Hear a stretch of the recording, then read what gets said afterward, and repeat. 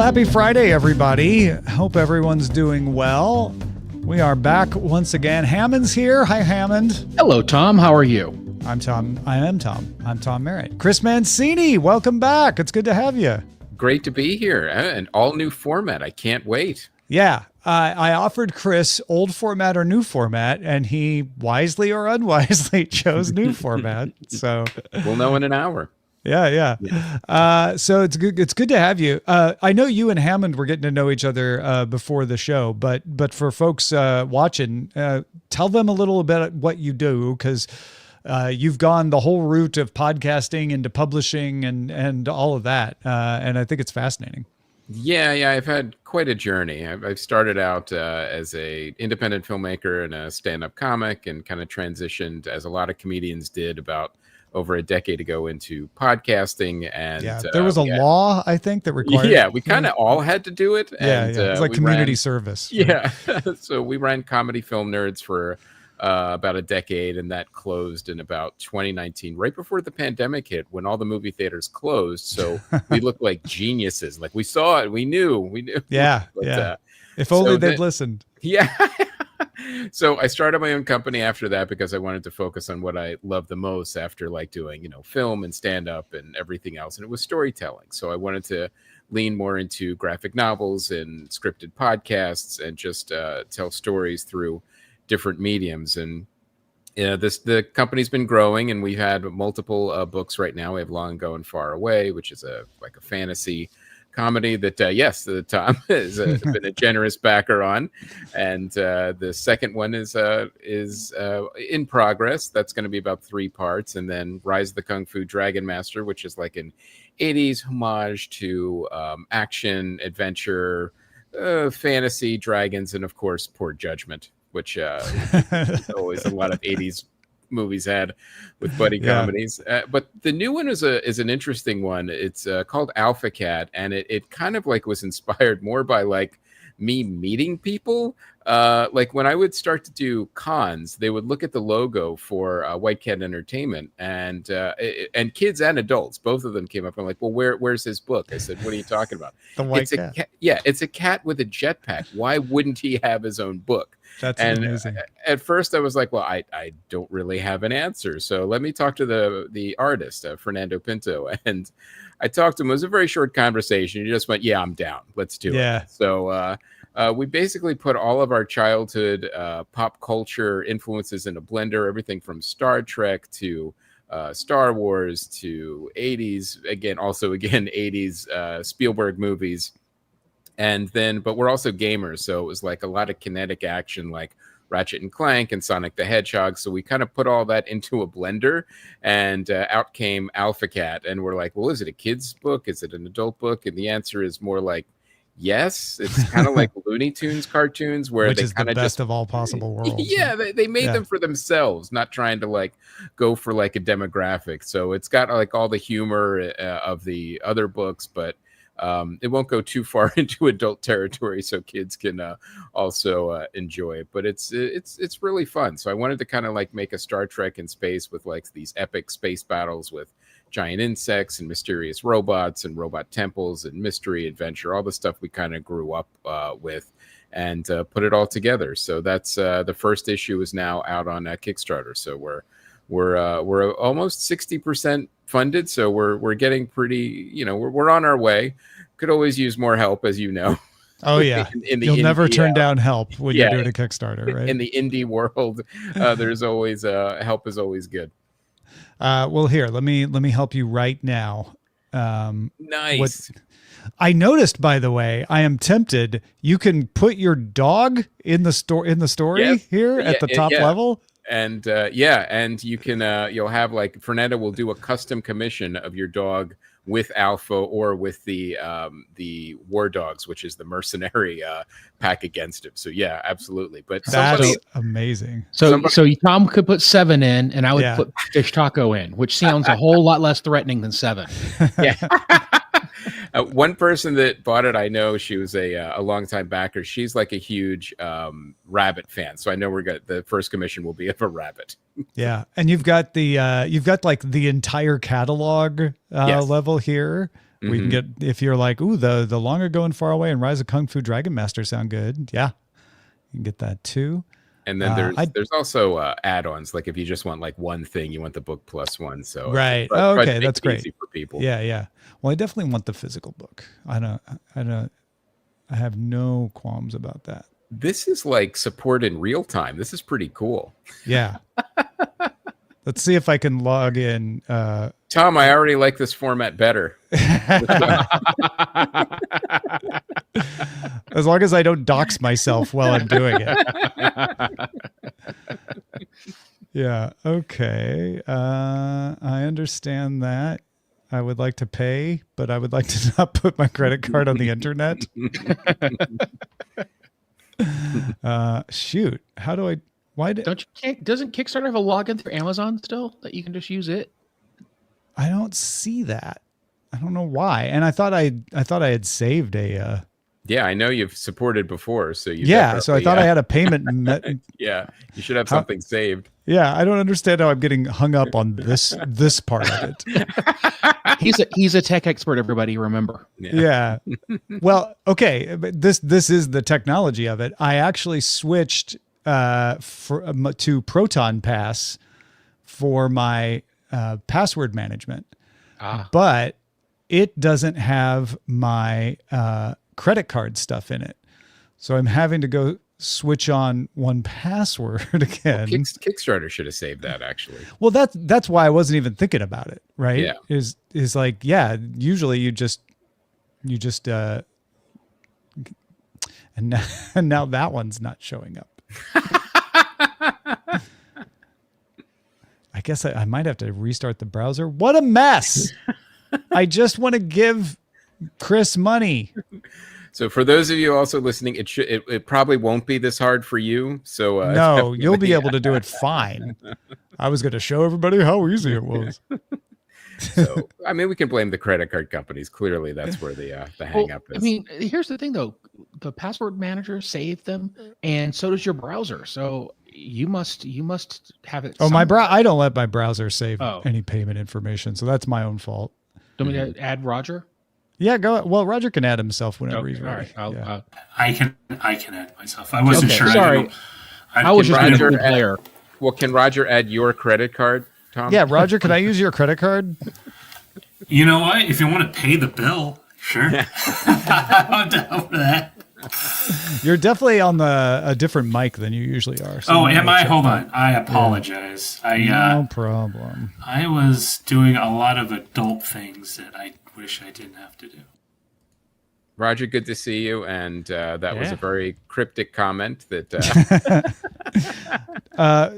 Roger, if I can put it this way, is an unwilling property magnet in the Central Valley of California. Really? Unwilling is the big one, and I'm trying to extricate myself legally, of course, and it is a very lengthy and time-consuming process filled with a lot of like, oh man, really? Now? This has to happen now? Like, oh, I have jury duty. I just did jury duty twice. Like, I don't understand. Like, why am I always? It seems like I'm always being picked for jury duty every 2 years. my there wife has to be other people because other people's like, I've never been selected. It's like, great, you want to take my spot?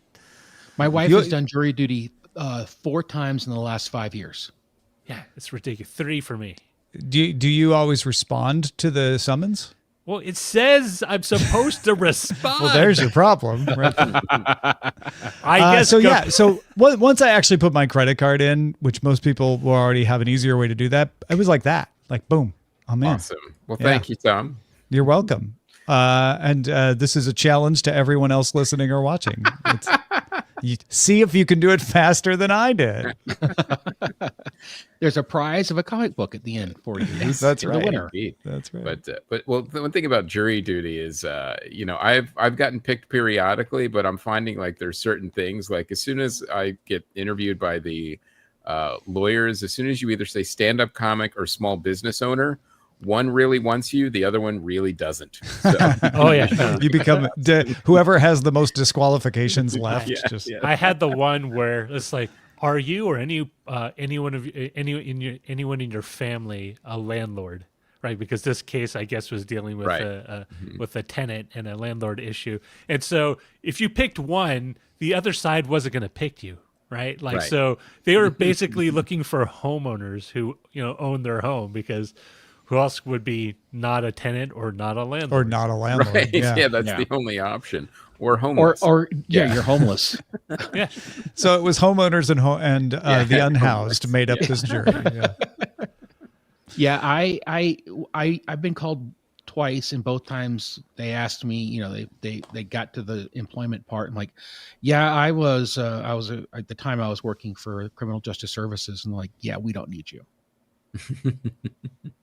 Well, it's like, So you did. So you were like, why did I dress up like Princess Leia then? I know. Yeah, I wore my Star Trek uniform just like the lady from the OJ trial did. But don't you get the little slot where you can check off, like on the forms, like I do this, and like for law enforcement, if you're law enforcement, you're automatically like you're off. I guess it's different in different states, maybe. Yeah, it's different states, but also since I was a civilian employee, not a sworn official. I see. Different stuff. So. Oh, so if you started swearing right then, you could just write yourself off. Well, I think that's called contempt. I was working for a TV network the one time I got put on a jury. They were like, and I could have sworn that would have gotten me kicked out. Like, yeah, I'm in the media, and they're like, okay. It was a slip and fall in front of a cheesesteak place. On cheese? All right. No, just the sidewalk. They were suing the cheesesteak place, or no, they were suing the city for the sidewalk being poorly maintained. Oh. Yeah, but I mean, who else would you can't blame the storefront owner, because they can't do anything about the immediate sidewalk, right?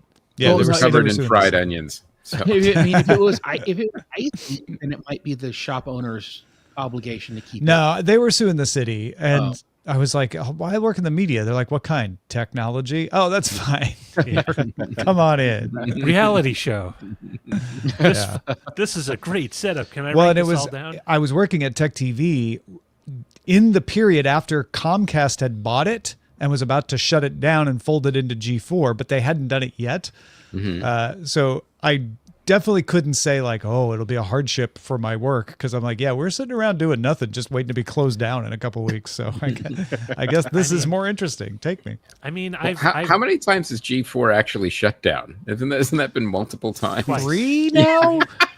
What was the third? Well, the first one. Well, I remember. G4 didn't shut down. Tech TV shut down. Then so that was the first one. I was actually counting Tech TV. Then G4 shut down. Then they relaunched it and shut it down again. So I guess G4 only shut down twice. Okay. Oh, if they did 4, then there's a G 4 times. Yeah. Let's start it again. It's weird how a lot of those things work. I'm sure the IP is cheap now. I'm sure the 4 of us could just go in on it for like 25 or 30 bucks 4 of each. us. Oh yeah, we would each pay for a G. We need another Kickstarter.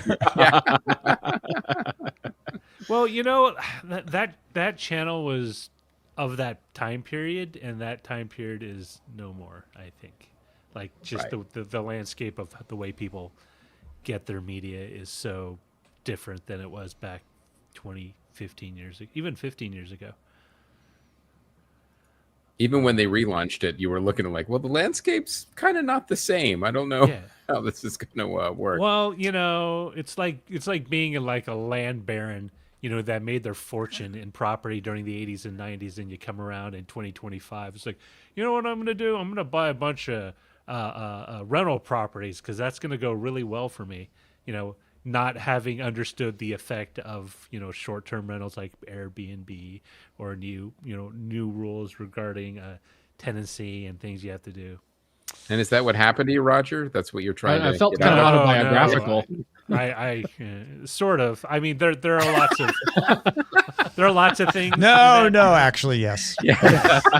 I mean, dear diary, I was called out on the internet. Let's just say you realize how much of your property gets soaked up in taxes if you don't just have property to live in.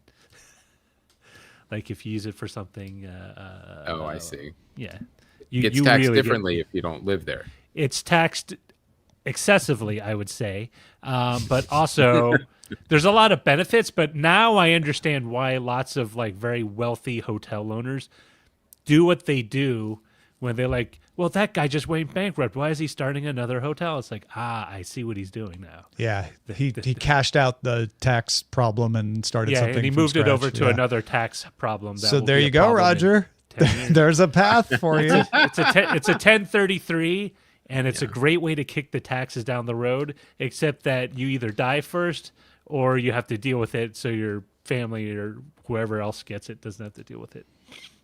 Or you could do like real estate. Which I get a sense you feel acutely that you shouldn't do that to people. No, you shouldn't do that. I mean, it's Or weird. die. You learn about all sorts of things. You learn about real estate investment trusts, which are another way to kind of to kick the can down the road, but you can't do it indefinitely. At some point, you're gonna have to pay the piper. But if you play the shell games long enough, you can end up being president. So, Yeah, I suppose Yeah. so. 3-card Monty with real estate. Yeah. I mean, who hasn't lost money on an REIT, a REIT, or whatever they call REIT. them? I mean, Yeah. the great thing about REITs is that Raise it's your actual. hand. It's actual. Yeah, it's actual cash, but it pays out like an annuity. So unless you have a very long lifespan or you got nothing really going on, I don't know. I think there are better ways, but that's just me. Yeah, I would think you would start to have a lot of this stuff just handled automatically these days. In fact, I was talking to someone. Oh, it was my sister. I was like, someone familiar to me. Oh, right, my sister.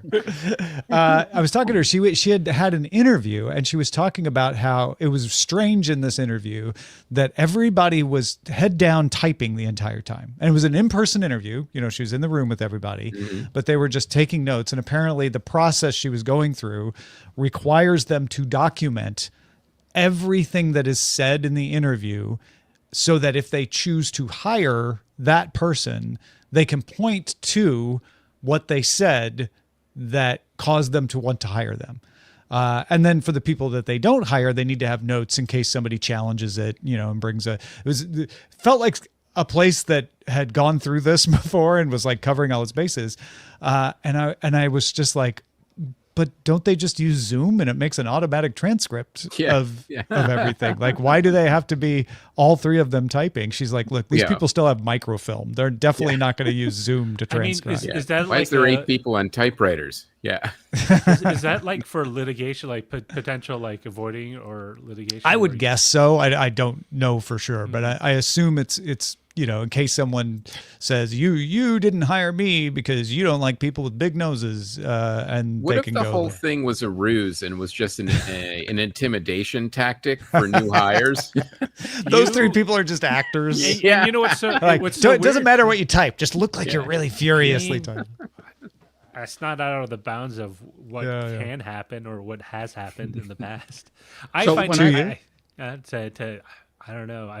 I've heard stories about like where certain companies do set up a very aggressive adversarial environment in order to see how you respond. because I've heard stories about that. Yeah. I have never run I don't into know. anyone I have never knew personally who went through it. Like a but- gauntlet that you have to run. Yeah. But going back to the documentation, when I was a supervisor, we used to have to keep all of our interview forms because we'd write down answers and then highlight the reasonings why people There you were go. turned Yeah. down. So I had an entire file drawer filled with past interviews, and you'd be surprised at some of the dumb stuff people say during an interview. Like, why would you think that would be a good answer? There was a guy, I said, how do you solve conflict? He goes, yeah, we do it old school way. We take it behind the sand pile and wrestle. What? Wait, what's Hey, look. wrestle? This is If- an accountant firm. If you can't take my humor, I don't want to work here. Is what that guy was thinking. And then the other really personally, what really sold it for me was how professional or unprofessional people's emails were. Yeah. That's going away. everybody just uses Chat GPT to make their emails, so I they all mean- sound the same. Can you determine by like not just what people like say you're the interviewer and you're the interviewee and they don't say anything particular, but their body language says like they exhaled or sighed when I said this And then you say, well, they sighed when I mentioned that they might or have they to just- work extra hours. They you know? turned around and weren't looking at me anymore. But I mean, like that has to be part of it, right? Like, you know, There's body language plays a lot to do with interview. Yeah, Especially in definitely. person. I don't know if I could do it because there's an art form to it, and I don't know if I could do it over and I remote. do think that Counting is eye rolls.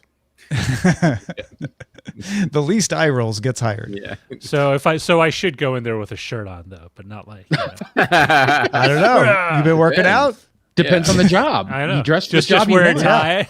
just for the job you want. If that job is topless waiter, then I was gonna say a bow tie and some cuffs, no shirt. I mean, you know exactly what like you want to it'd be be when you great. grow up. You just wear you wear the tuck shirt with the arms missing if arms. this place so you won't can- hire me with shirtless, then I don't want to work. Yeah. Yeah. Well, you just say like, if I don't get this job, I'm just going to go down the block and interview over at the nightclub. I do think that part of the like note taking, the aggressive note taking, which I'm sure I'm exaggerating because I wasn't even there, but I'm sure some of it is to counteract that sort of body language bias, right? Like to keep them from saying like, oh, that person was attractive or that person just had a charisma, and be able to document like, no, let's focus on what they said, what their experience is and all of that. Not that you had can always really counteract dream. all of that, but it could be a way to do that. Don't write down dreamy eyes or anything like that. Like in the notes. As they Yeah, walk don't away, just- don't at the very end of your paper, don't write "dead sexy" as they walk out. No, you have to be more flowery, right? Yeah. You know, Yeah. Chris writes graphic novels. Yeah. That's, you know, Like they wore woodland camo yes. instead of desert Yeah, camo, and it's the summer. It's ridiculous. yeah. Why That would you wear desert camo in the city? demure, remarkably, and desirable. So Yeah, see, wordsmith it. Yeah, That'll get you through. I think I'm offended, but I'm not sure. You'll figure it out eventually. Yeah. You know, I don't know. There's an art form to being offended where it's not just. I have seen people It's do true, it very though. well, especially Yeah. when it comes to negotiations. But These days, it seems to be a profession, not just an art well, form. I mean, Or a a lot hobby. of people do it. The problem is people do it like reality or like, you know, Maury Povich or, you know, Montel Williams style, where you go raging through like the audience or whatever. But there's a subtleness to it where there's a lot of flowing back and forth, and you just can't be blunt because then you've just, you know, you've dumped all your fireworks in one shot. You gotta know when to take the sparklers out and when to take the big stuff out. Have any of us on right now been on an interview in the last decade? A job interview? I'll have to ask my wife because she has. the last one I did was in 2017. And what was it like? Was it was, anything different, or was it? Did you notice any differences from previous ones, like with the times changing? No, because I was working in human services, so I was. Okay. It's very human focused anyway because it's just a bunch of therapists talking to each other. They just keep asking each other how they feel. Yeah, and what their moms, how their relationship with their moms were Yeah. like. Yeah. I don't And like then at those- the I end, don't like someone those wrote "dead personal sexy." I mean, We all win. do you feel like they're looking for something else when they start asking somewhat like tangential questions about, oh, I see you went to this school, blah blah, Yeah. you know, like where it's like, well, I mean, are you asking me about the job or are you asking me about like When's the last time you interviewed for something, Roger? I bet you're the most recent one. 2019, Okay, yeah. and that was with the guy who sat on the couch with Kevin Rose, Alex Albrecht? Yeah. And then COVID hit, and it's like, oh, I can't do that job. It requires me to go to a studio. Like that's not happening anymore. So And they probably just weren't hiring, huh? Or you didn't want to go to the studio. no, I mean like right around that time, it was like the end of 2019, or so that whole kind of COVID, Yeah. the COVID thing. A lot and of things kind went of- off the rails then. Yeah, a for lot sure. of things. And my wife was the most recent person I know of that interviewed, and she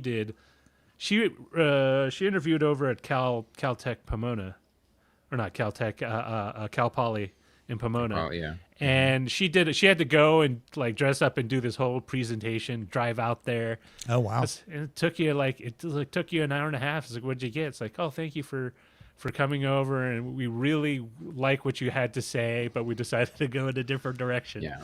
Yeah. Like, well, we love everything about you. You're a perfect candidate. We won't be hiring you. Thank you, though. Yeah. It's between me and the person who's going to get it. Yeah.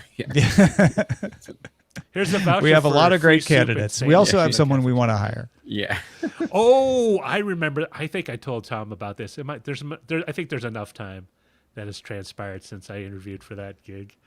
But I was interviewing. That you won't still get it. Is that I still won't get it. But Marketplace. Who's the not NPR? It's American APM or American Public Radio, APR or something like that. Yeah.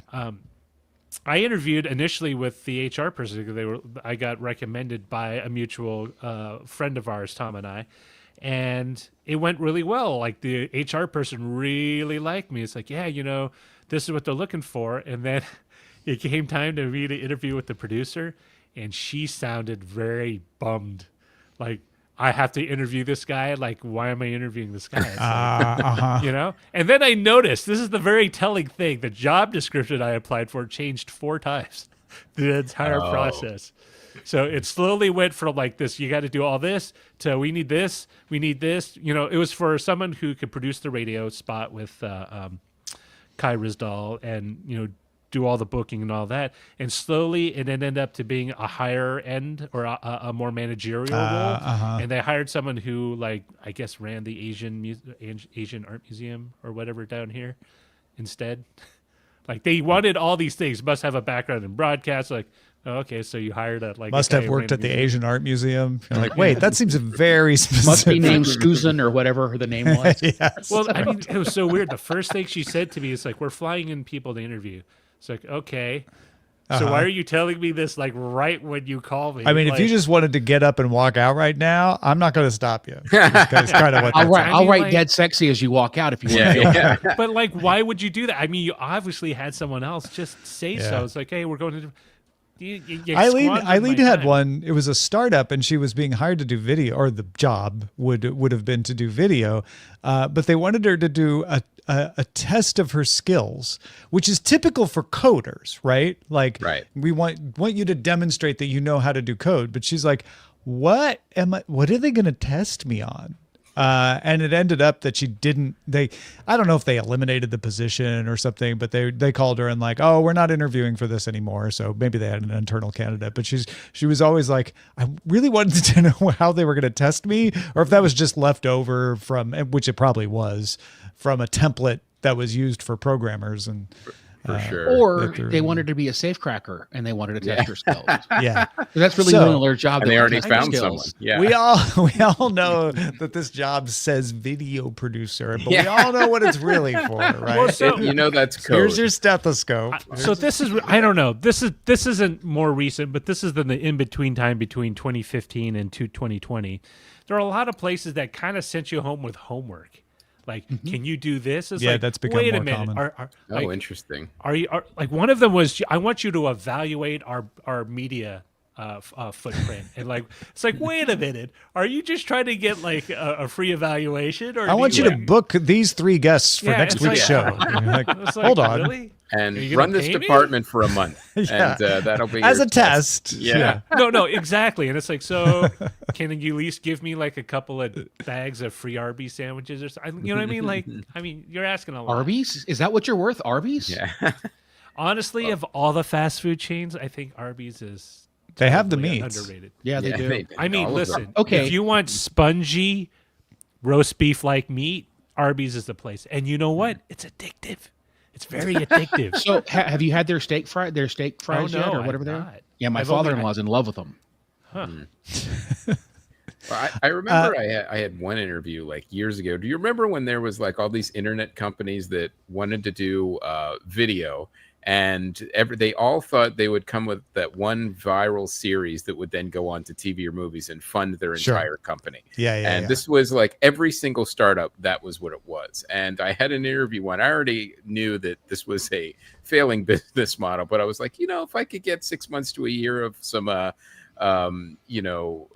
investor money, sure, let's do it. So I was going to be the VP of the comedy programming for this company. Great. Went through the entire pitch, everything I was going to do, and how I would run the company and transition everything to movies and TV. And the girl I'm interviewing with goes, "Man, that sounds great.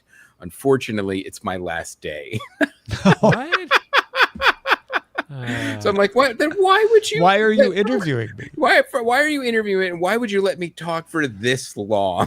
So, I mean, like, is it because of the momentum they feel bad, like they're pulling the rug from under you, or I guess it was the weirdest Yeah. thing. And then I met with the higher up afterwards, but I knew then after that this was right. not going anywhere.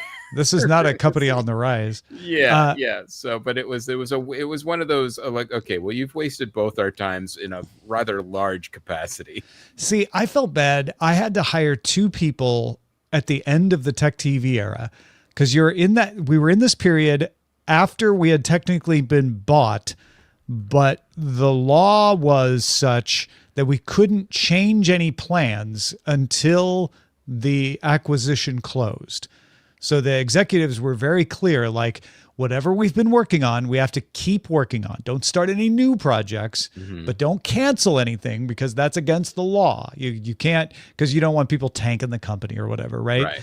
And we had just started this project for interactive television, where you would go on the web and there would be a companion thing going on the website to what was on TV. And it would like ask you trivia questions, and you could score points and you could play along, kind of thing. And so I was in charge of hiring 2 people to write for this. And we wanted people with, like comic sense, so that it was fun and everything. Yeah. And I had to tell both of them, like, look, when the 2 people that got the job, I had to be like, look, I'm going to offer you this job. You're going to get the job, and it's real, and it will pay you. But in a month, they're probably going to fire all of us. So now that you know that, don't want this job, let me know. And they were both appreciative. They're like, no, actually, we'll take it. That's, comforting. And you won't mind if we look for other jobs. And I'm like, no, absolutely not. Go for it. Hey, super refreshing to hear that. I would job. Definitely respect that. Land a job. I mean, I guess they would get paid for a few months, right? And they got paid for, I think 2 months. I think. Yeah. And then while you're doing that, you're looking for your next gig. Why not? Right. And you've got a little something on the resume to add to it, right? Not much, but it's better than a couple of bags of Arby's. I'll tell you that much. Yeah. Every time you bring up Arby's, I just finished watching the Downton Abbey movie, and I keep thinking Downton Arby's. Like that is a missed opportunity. So there's a comic in there somewhere. There's a bit. For sure. They just, if nothing else, they need to have an Arby's near the castle that people go and visit, where they shot the television. Well, they needed a White Castle, and then they could have done that, right? Oh, yeah. Sliders. Boy, now White we're Castle. thinking. And Downton Arby's. Now we got a whole food court. I know. Yeah. Ooh, a court. With Burger King. Dairy Queen. Dairy Queen. This is all sponsored content ideas. A Jack in the Box. Yeah. The best sponsor is going to be the person who either does some sort of antacid, like whether it's a Pepto or something, because you can't eat that much junk food and not come away with heartburn. Not to say that fast food causes heartburn. That's not what I'm saying. I'm just saying. It is when you're of a certain age, certain amounts of grease affects the gastric system a certain way. It's always age is nothing on me. It's always affected me. So is Tom and Sora doing a Downton Arby's? I may have already done it, and I'm trying to find it. There's a whole thing on Sora right now of Handfuls, the restaurant that serves gravy right into your hands. Well, now I want to see. Can you also type in White Castle Rock? White Castle Rock? Yeah, there was that Stephen King show, Castle Rock, with all of his. Oh yeah, shows. we could definitely do that. But I'm trying to find Downton Arby's. Steve and the Burger get together to form. Here's Handfuls, the what is restaurant that? serves gravy right in your hand. Well, this is Footfuls. Sorry, I'm mistaken. It's the competing one. It's a competing chain. The problem now is like the way our society is. You're not sure if it's an Onion article or not. No, I know, You're right? not Nothing. Like, well, There's an entire subreddit dedicated to that, not the Onion. Yeah. Like they just Oh, give here you we go. bizarre stories, and it's real. Amazing. Here's handfuls now delivering. They bring gravy right to you and serve it right in your hand. Yeah, no. Oh, I love the fact that the writing is still not. Oh yeah, the writing was a mess there. At least they're not. They have the same number. They have the right number of fingers. Yeah, most of the time. Yeah. Perhaps they're not. Perhaps what Sora and all these generative AI video tools here are it is. doing is actually not generating stuff, but actually pulling it from an alternate dimension where. Here's the Downton all stuff Arby's. is. Oh, that didn't take long. Yeah. No, I made this a while back. So. Oh, okay. In sachets, meat served in paper, it's barbaric. On the contrary, Aunt Violet, it's democracy between two buns. That's great. Yeah, so you want to see White Castle Rock? we could make that. A show called White Castle Rock that's mysterious. Anything else I should tell it? And burger Based on oriented. Stephen King stories. So it should have a.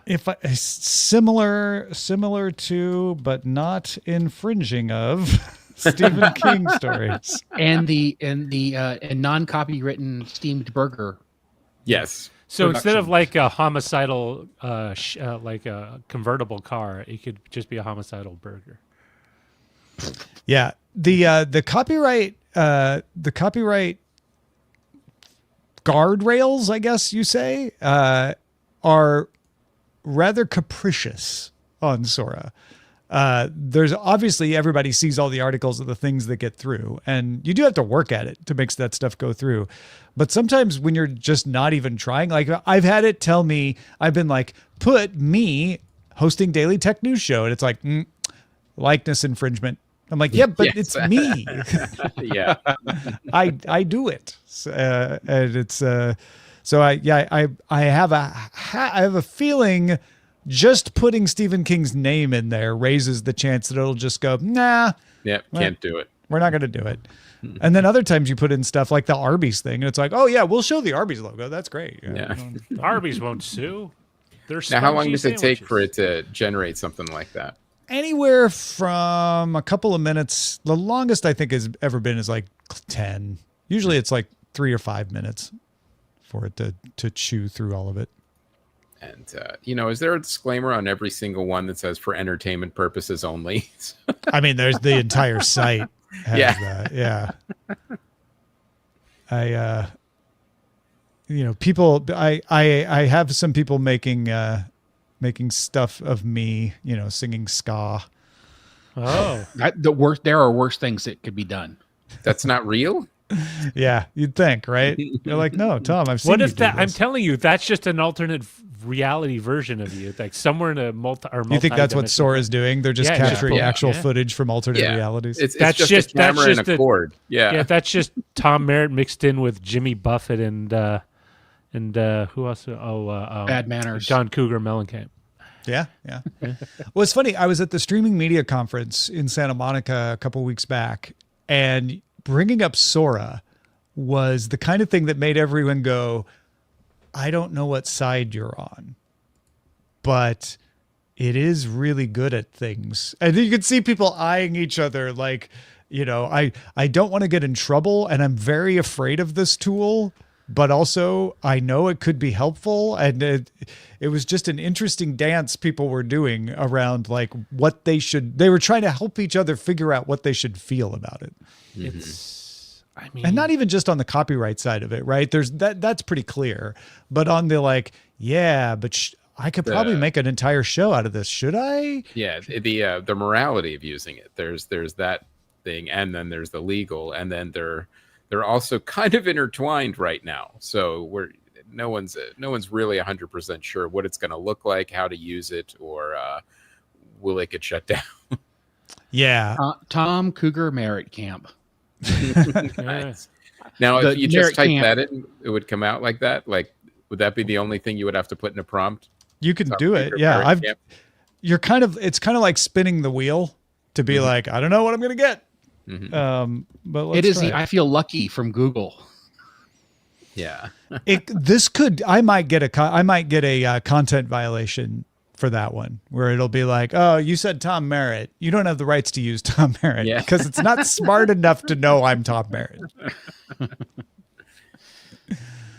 But we'll see what happens. But every other piece of technology in your home knows you're Tom Merritt and everything that you say. Right. Yeah. Every advertisement that loads in my browser knows that I'm Tom Merritt. But yeah. I think the stuff the more you play with it, the more you start to be able to see that it's from Sora. I don't know if that'll always be true. But I've started to get the same feeling I get when I see CGI in a movie, where it's like, if I relax, I can enjoy it. It's really good. But if I look closely, I can tell, that's not a practical effect. That's a generated effect. You can see the seams. Yeah. And it's not always just try watching a movie with a visual effects supervisor. Like sometimes when I go to a screen with him, oh my God, it's like he sees things that us with the naked eye would never see. Oh yeah, no, my friend does that. It's like, well, look at that. It's like, it's terrible. There's like there's a bunch of garbage here at the less important part of the screen, but you'll notice it and she'll pick it up. It's like, I can't learn. And it's weird because I used to be the same way when I started working in television. Then I noticed how things were put together. It's like, they ran out of money. That's why they cut to this scene. That sort of looks like it, but not identical background or whatever, because someone thought, hey, we're missing a chunk. We need to reshoot it, but we can't get the old set back. So let's just come up with something else. Or like, they cut that because someone said something weird and that's why it's odd. And like, you just start picking things. You could break it down into 4 levels. There's the naivete that we all have as children when we watch and just believe everything on the screen. Then there's the level of literacy where like, the special effects are a thing that exists. Not everything that I'm seeing is happening, but I'm enjoying it. Then there's the scales pulled from your eyes, whatever it is, right? It could be because you work in television or movies. It could be because you're a doctor and so you're watching a medical drama and you're like, none of that would happen. That's not how you fix that person. And then I think the 4th stage is acceptance, where you're just like, but I like the story, so screw it. I feel like Tom's getting ready to write his own version of the Serenity Prayer associated with technology. So, but that's the mark of a good kind of franchise. Louis B. Mayer, give me the Serenity. Whether it's Tom, that's when I carried you. So. But that's the mark. Like any show or any series, franchise, whatever, that can immerse you in the verisimilitude. See, I'm using that word. We brought it up one day. Someone brought it up, and I'm using. Allison Sheridan was on DTNS Live last week, and was showing her old Kindle that had gotten stuck on her highlighting the word verisimilitude and trying to look it up, and the Kindle crashed and never revived. Never recovered. And so she still had the dead e-ink screen highlighting verisimilitude.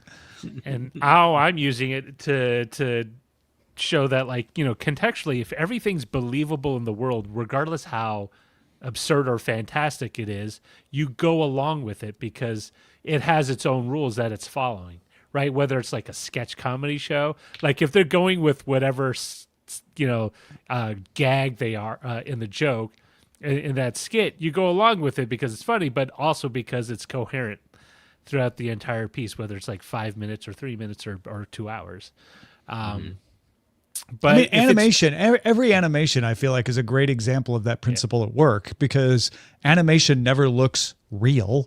It does, it's not meant to. It's a piece of art, and you say, "Oh, that's okay. I don't expect this to look like a real person. I understand that there are rules to how things look in this style of art," and you go with it. Exactly. If you had an anime and suddenly like a bunch of new characters drop in and they all look like they were drawn by Hanna-Barbera, then it's like, oh, what's going on? Like, there's something amiss, and it kind of fractures that that belief you had in that whole thing. Star Trek's the same way. It's like, if you actually went that close to a planet, you'd probably be ripped in two.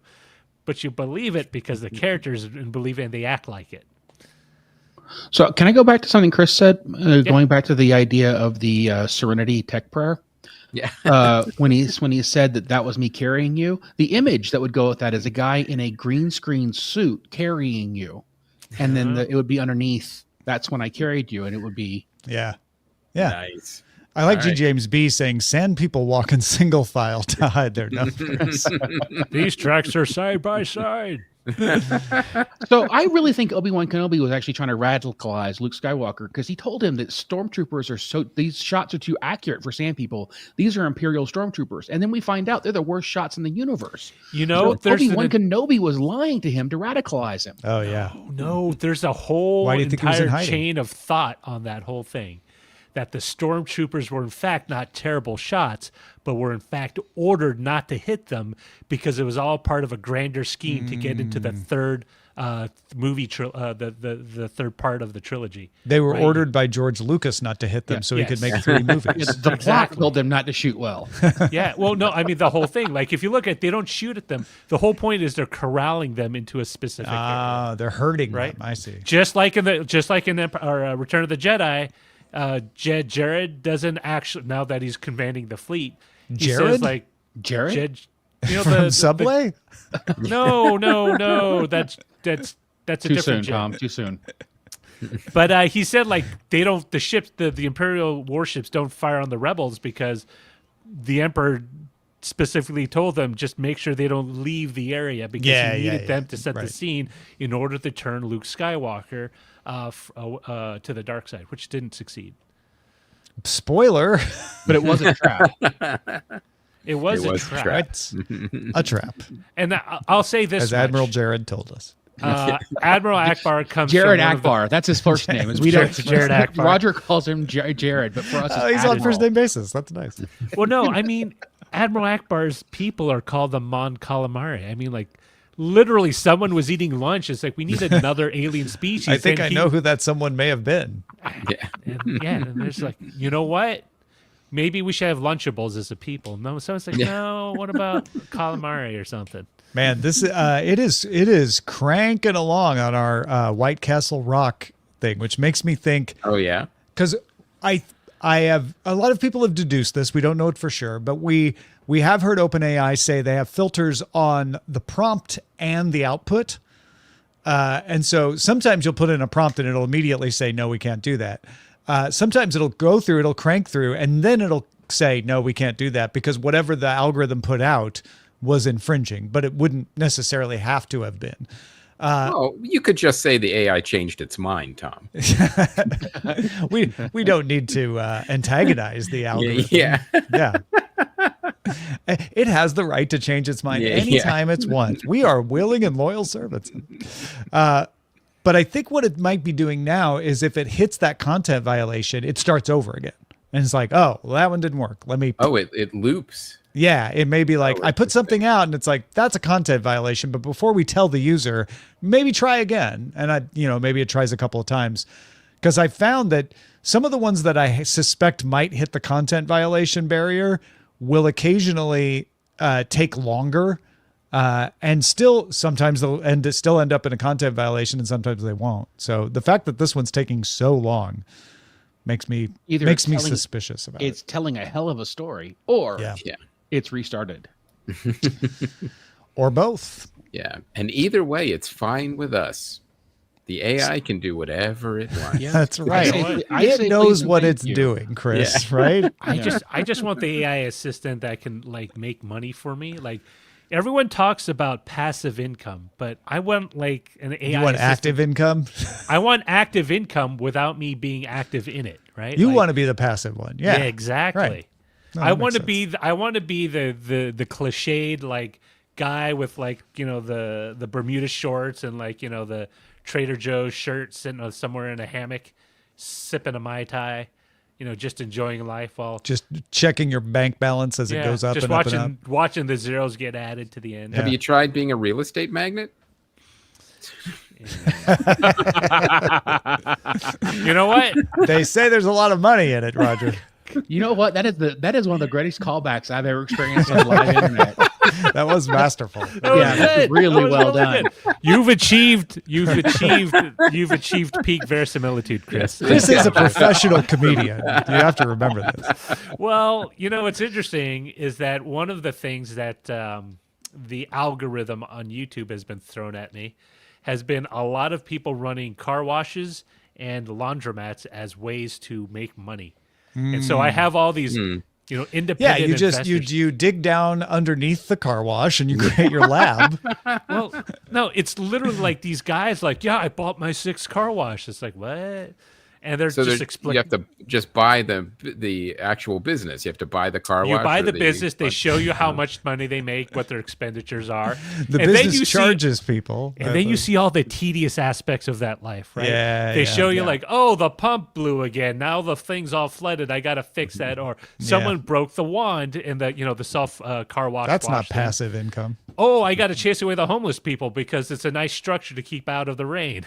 So there's all these things. Now this is passive income. We've had 2 more backers added to the Kickstarter since we started there. So that's what's called a positive example. Tom set the example. Keep them coming. People followed the example in a positive social way. proof. Yeah, pretty great. So I can see there's a lot of people in the comments section. They're going over to AlphaCat. So thank you. Yeah. Thank you both. And keep going. I'm not going to call you a coward if you don't go, but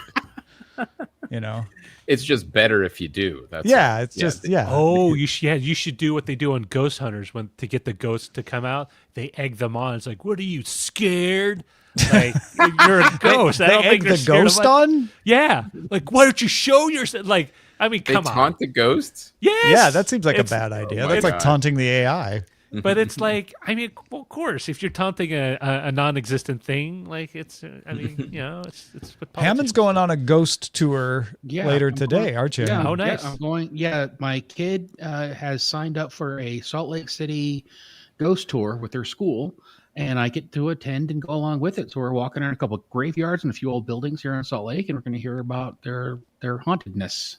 But most likely with less taunting, though, than on the show. Oh, yeah, because it's a bunch of 16-year-olds. So if the 16-year-olds taunt, it's on them. Yeah. Are you going to walk by like a long mirror where you can not see taunting. apparitions appear next to you? Just like in the Haunted Mansion? Yeah, like the Haunted Mansion where it's like you got a ghost sitting next to you. I'm afraid that they're just all going to try to convert me. Convert you to ghosts? Being a ghost? Yeah. Well, that and the predominant culture of this particular state. Yeah. But you're in Michigan, so it's auto work. I mean, are all apparitions ghosts though? Like an apparition can be something. Wait a minute, where'd that come from? Wow, that's very. No, I'm thinking about deep. Because what if you go on a ghost tour, but like you get zombies? Then you would want your money back because that's not a zombie's not an apparition. Yeah, no, those are corporeal. Apparition, yes, barely, some kind of spirit is what you're saying. Yeah. Spirit. Maybe that's what you should do: is serve booze instead of look for. That's the kind of ghost hunt I'd be in for. Do they have? And now we guaranteed you'd see spirits, and you're just walking to a bar. Everyone gets like a little portable Ouija board. All right, put your thumbs and fingers right there. Well, I have to ask because I don't watch these shows, Roger. When the ghost hunters actually taunt the ghost, is there ever like a response from the ghost? There's no. Actually, just from their lawyers. No. I take that back. There is a response, but it's sort of insinuated through the jerky camera action and the music. Like there is a response, but it is produced. Right. You know? The only reason why I watched Ghost Hunters is because one year I was flying back from Japan and there's 3 guys in the seat in front of me that all had like Ghost Hunter shirts, like on the back said Ghost Hunters. I was like, oh, did you go to Japan and like, do like hunt kabuki? Ghosts? Yeah. Hunt ghosts from the old, rundown kabuki theater, and everything was very stylized. Ghost geishas. Ghost geishas. Oh no, there's what's the one with the floating heads? There's like a Japanese folklore about the demon with the floating head. Oh, the movie was made about it with the giant floating head. The crazy film. What's that thing called? No, not Zardoz. No. Hang on.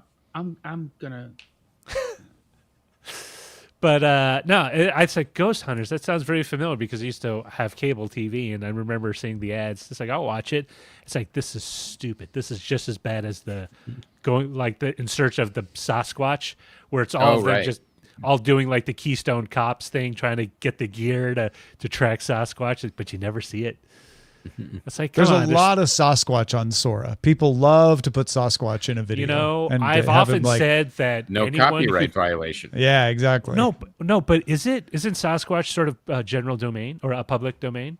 Yeah, that's what Chris is saying. There's no copyright violation in putting Sasquatch in a video. If you can do /fiction with Sasquatch / the Yeti, the abominable snowman, I think you would have a hit, right? Because you always have these ideas and you never execute on them, Roger. Because you have three things that people with a lot of time on their hands enjoy.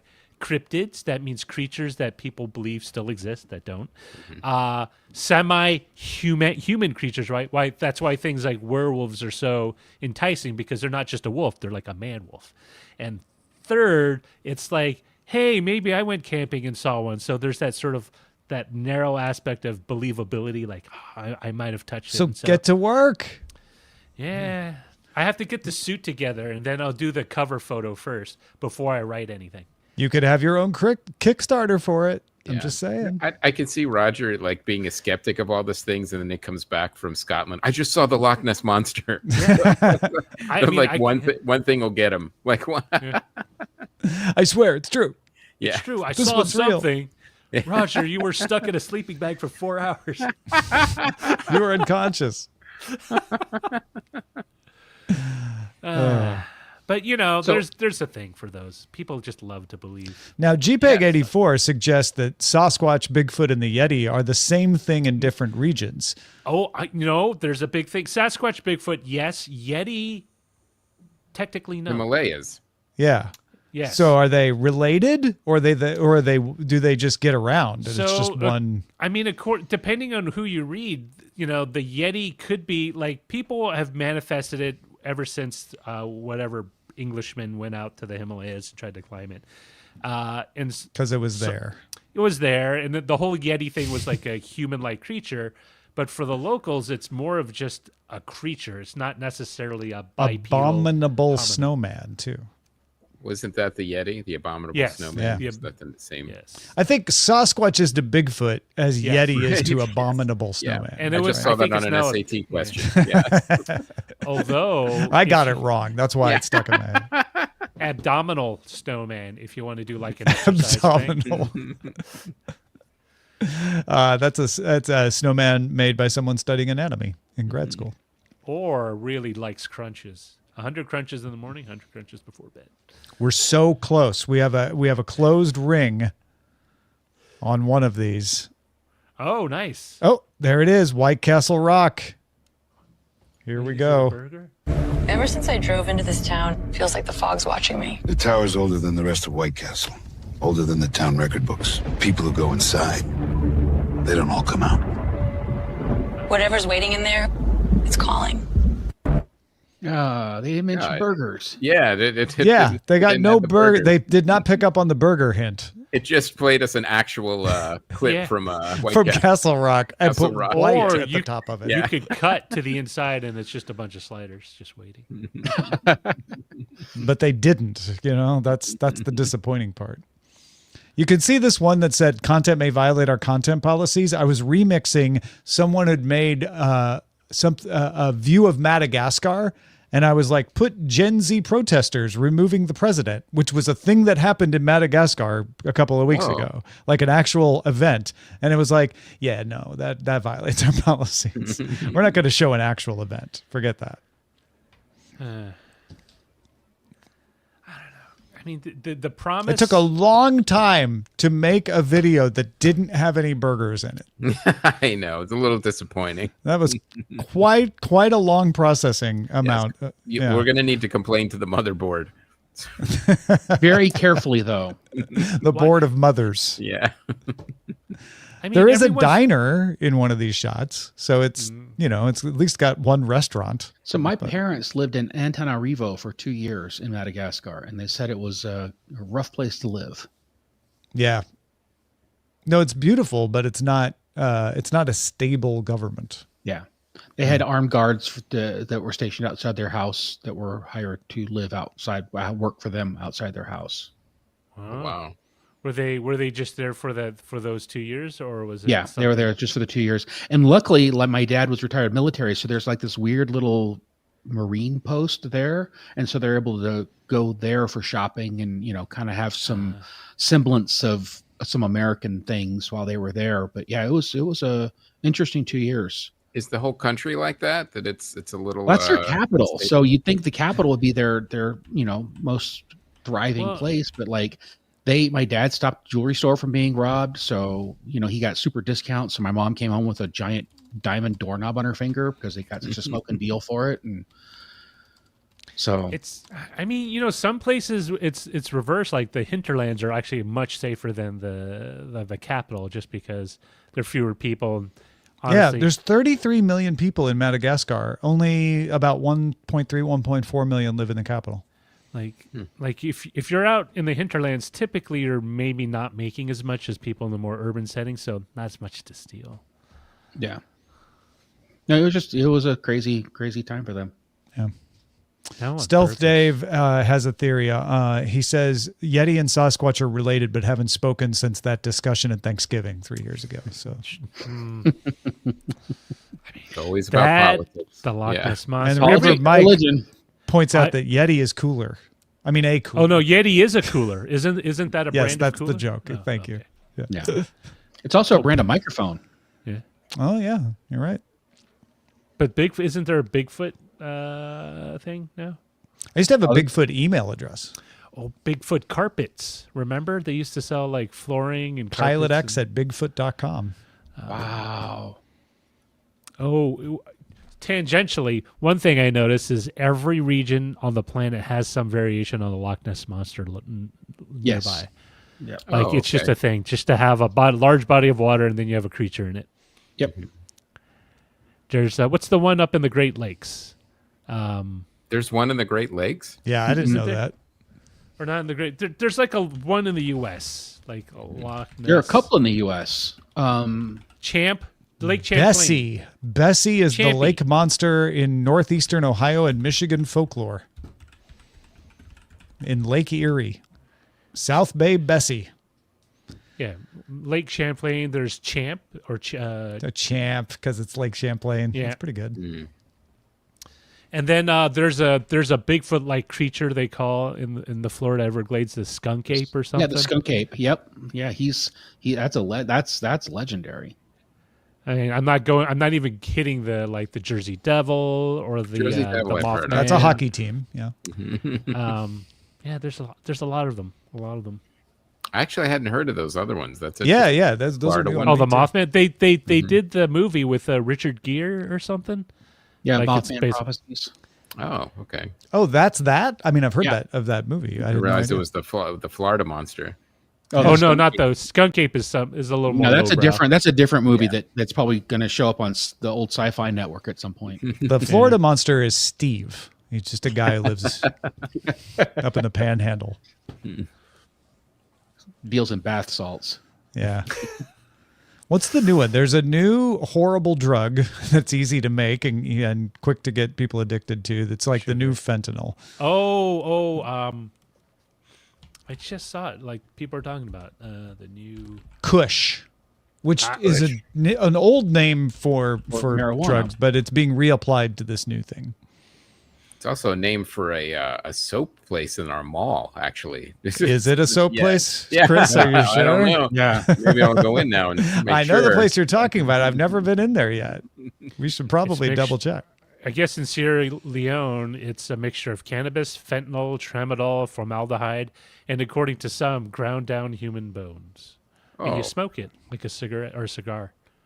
If it wasn't horrific enough, they're going to add human bones to the end. Between the formaldehyde and human bones, I'm out. I mean, I'm the kind of out on formaldehyde the is whole probably thing. in the bones. Yeah. It's one or the other. I mean, it's either formaldehyde or human bones. I can't do both. I like my human bones alone. I don't need to pollute it with all of that. When they come up with the thing that like snaps onto your spinal column or like just by your neck and then does all that without the harmful like. Isn't that how the monster in Alien works? No, that was how the tentacles in Dr. Octopus worked for the second Spider-Man. Oh, okay, yeah, that too. But like all those reactions, you could calibrate it for your particular physiology. So, I mean, I don't know. Or program it to what kind of high you want. So you could actually have that's an what app I was on your thinking. phone. Like Have an app on your phone that says I want a certain type of high, and then it. Well, I mean, if you think about if you could do an that app for that, like, hey, I'm getting depressed. Let me just not dopamine. What's the thing that makes you serotonin? Serotonin. Like you just kind of tweak it a little bit. I remember Sarah. Tonin. Well, let's give one last shout out to Alpha Cat number 1. We got Chris a couple of backers today. That's great. And I know more people are going to listen to this later. So Chris, again, remind people what it is and where they can go and all of that stuff. Absolutely. It's the campaign Alpha Cat that we're running until November 15th, but the sooner the better to back. And it is a really fun kind of Pixar movie, like all ages, but also some stuff for adults in there as well, like a Looney Tunes, Warner Brothers cartoon where we kind of just made it for us instead of trying to hit a demographic. So it's really fun, kinetic action adventure, cats with jetpacks and space fighting insects, and there's robots and robot temples and mysteries. There's very surly foxes and all sorts of cool things in it. Dog mercenaries, bird fighter pilots, and just really, really fun. The way we kind of been describing it is Star Trek with animals in space meets Ratchet and Clank and Sonic the Hedgehog. Beautiful. So it's a really, really fun book. And, thanks to you and your supporters already for backing it and getting us closer to the goal. Absolutely. Go check it out. You can just look up Alpha Cat on Kickstarter, or I'll throw a link in the description for this when we post it as well.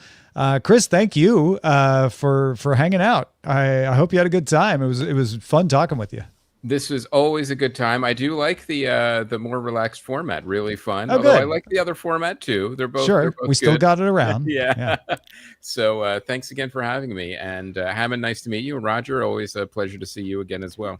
It's great. Nice to meet you. Be able to talk to you guys. It's awesome. Fantastic. And thanks everybody for supporting us. Patreon.com/DTNS, making it possible for us to do these shows.